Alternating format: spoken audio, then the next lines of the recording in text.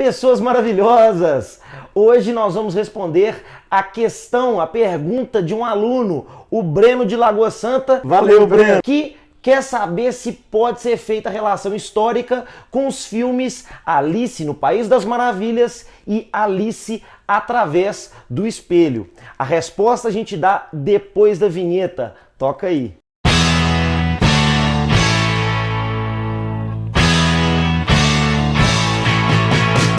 Pessoal, Alice no País das Maravilhas e Alice através do Espelho é um filme, ou são filmes inspirados em contos do século XIX, um conto que mistura fantasia, mas, a pedido do Breno, é possível sim identificar elementos históricos nesse filme. Bom, primeiro de tudo, o filme é maravilhoso. Se você assistir, assiste em 3D, em IMAX, que dá pra você ter uma sensação muito diferente com o filme. No primeiro filme, Alice no País das Maravilhas, a disputa entre duas irmãs herdeiras do trono, a Rainha Vermelha e a Rainha Branca, o que pode ser uma alusão à Guerra das Duas Rosas na Inglaterra. Uma é caracterizada como uma rainha má, cabeçuda, tem um cabeção gigantesco, olha a cabeçona dela. E a outra, uma rainha branca, bondosa, super sutil, fica com a mãozinha o tempo inteiro pra cima, o que é engraçado pra caramba esse negócio. Ela fica com a mãozinha assim.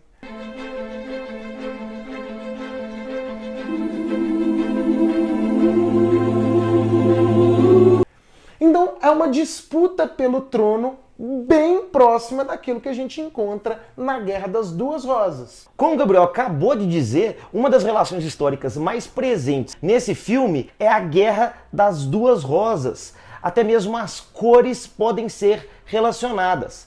As famílias que disputam a monarquia inglesa, a família de York, representada pela rosa branca, e a família de Lancaster, representada pela rosa vermelha, vão entrar em conflito. As duas disputam a monarquia. E a disputa dessas duas vai acabar levando à ascensão de uma nova dinastia na Inglaterra, que é a dinastia Tudor. A ascensão dos Tudor ao poder se dá por uma forma meio que de aliança, porque o Henrique VII, que vai assumir o trono, é descendente dos Lancaster, e ele se casa com uma York.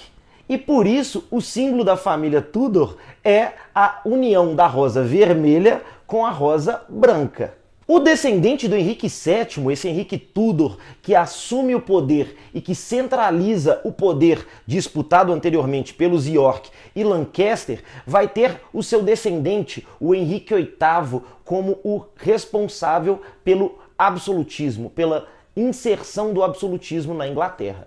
O Henrique VIII, mesmo sendo limitado por um parlamento, consegue articular muito bem a política com esses parlamentares, e ele vai também assumir um papel muito importante. Ele é o responsável por fazer a reforma anglicana. Ele concentra com essa reforma os poderes político e religioso. Então, de uma vez só, ele concentra o poder todo nas suas mãos e exclui a presença e a interferência da Igreja Católica na Inglaterra.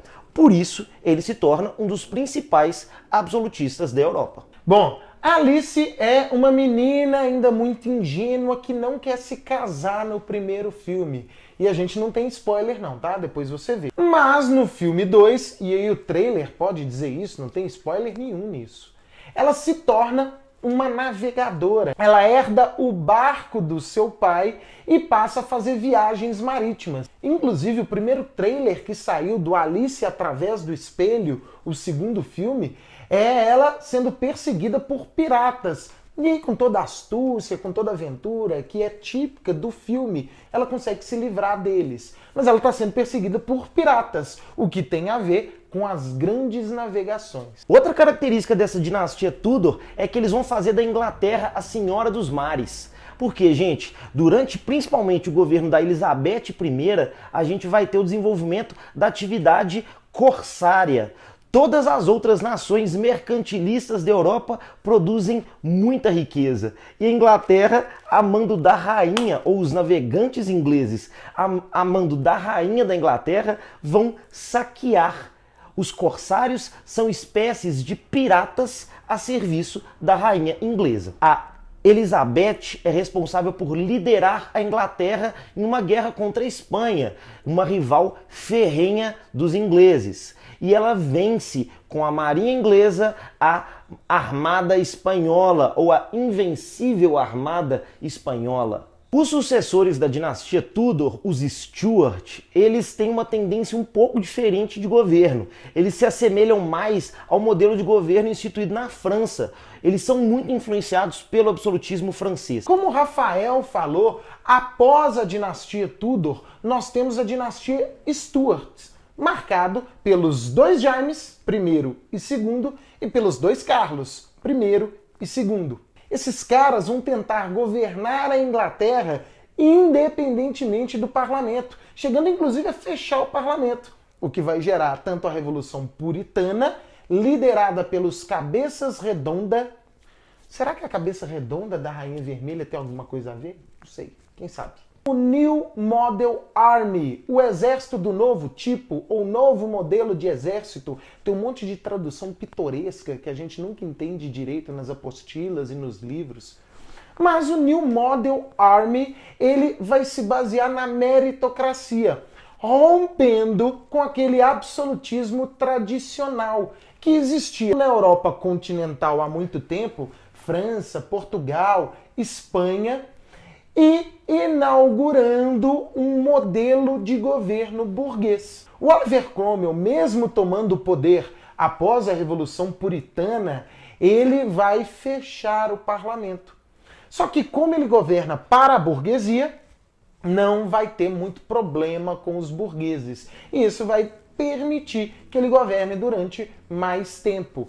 E posteriormente, a Revolução Gloriosa, que é chamada dessa forma porque é feita por um golpe palaciano ou um golpe de Estado, onde não há o derramamento de sangue. Olha, uma coisa histórica que não dá para ignorar no filme é o fato de que existe o tempo. O tempo é o principal instrumento da história, né? A história sem o tempo não é nada, o tempo sem história também não é nada. Mas no filme existe uma personificação do tempo, o tempo como uma pessoa, que é interpretado pelo Sacha Cohen, que é o mesmo cara que fez Borá. Dá muito para reconhecer não, mas ficou muito boa a interpretação dele. O tempo é um elemento próprio do capitalismo. Todo esse processo que a gente está contando sobre a Inglaterra, desde a Guerra das Duas Rosas, a Revolução Puritana e a Revolução Gloriosa, passa por um processo no qual a Inglaterra está construindo elementos capitalistas. A política de cercamentos, por exemplo, na qual as terras comunais são cercadas para que um uso capitalista seja feito delas. Como que isso funciona? As terras que antes eram usadas pelos servos passam agora a ser destinadas ao cultivo, não se planta ovelha, passam a ser destinadas agora à criação de ovelhas para extração da lã, que vai servir mais tarde como matéria-prima para a Revolução Industrial. Então o coelhinho da Alice, tanto no filme quanto no conto, ele se veste de burguesinho, olha ele aqui, ó, e ele está sempre olhando o relógio. Isso foi o tempo como um elemento do capitalismo. A Revolução Industrial modifica a noção de tempo, que passa agora a ser ditado pela produção industrial. Gente, o próprio chapeleiro maluco em português, ele é a representação de um burguês, né? Ele parte da manufatura, que é um alfaiate que fabrica chapéus para a monarquia. Questão do Enem de 2012 exigiu que a gente compreendesse a relação entre a Revolução Gloriosa e o absolutismo continental. Dá uma olhada, papel e caneta na mão, vai lá. Que é ilegal a faculdade que se atribui à autoridade real para suspender as leis ou seu cumprimento. que é ilegal toda cobrança de impostos para a coroa sem o concurso do parlamento, sobre pretexto de prerrogativa, ou em época e modo diferentes dos designados por ele próprio, que é indispensável convocar com frequência os parlamentos para satisfazer os agravos, assim como para corrigir, afirmar e conservar leis. No documento de 1689, identifica-se uma particularidade da Inglaterra diante dos demais estados europeus na época moderna. A peculiaridade inglesa e o regime político que predominavam na Europa continental estão indicados, respectivamente, em A. Redução da influência do Papa, teocracia. B. Limitação do poder soberano, absolutismo. C.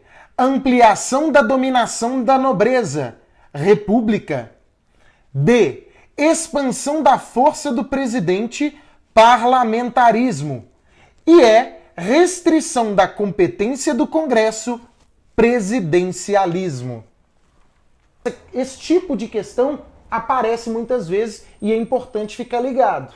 A primeira tem que dizer respeito à característica da petição, da Declaração dos Direitos, e a segunda tem que corresponder ao modelo político da Europa continental. Você tem que identificar nas alternativas qual que representa, respectivamente, cada uma delas. A alternativa correta a ser marcada é a letra B. Porque a Declaração dos Direitos, ela limita o poder do rei na Inglaterra. É o que faz com que ele se restrinja somente à função de chefe de Estado e o parlamento fique com a função de chefe de governo. Então, o último rei da dinastia Stuart, o Jaime II, é deposto para que o Guilherme de Orange assuma assinando a Declaração dos Direitos. E, além disso, a gente tem o absolutismo, que é uma marca aí no século XVII de estados na Europa continental. Então é isso, pessoal. A gente queria, antes de qualquer coisa, agradecer pela participação de vocês. As dicas e as dúvidas que vocês têm nos enviado têm sido de extrema importância para a gente fazer os nossos vídeos. E a gente não pode deixar de lembrar a vocês para que vocês curtam a nossa página no facebook.com/Salinha dos Verdim. Inscrevam-se no nosso canal no YouTube, Salinha dos Verdim. E se tiverem mais dúvidas, mais dicas, mais elogios, críticas, mandem pra gente pelos Snapchats Gabriel Verdim e Rafael Verdim 1. Pessoal, um abraço!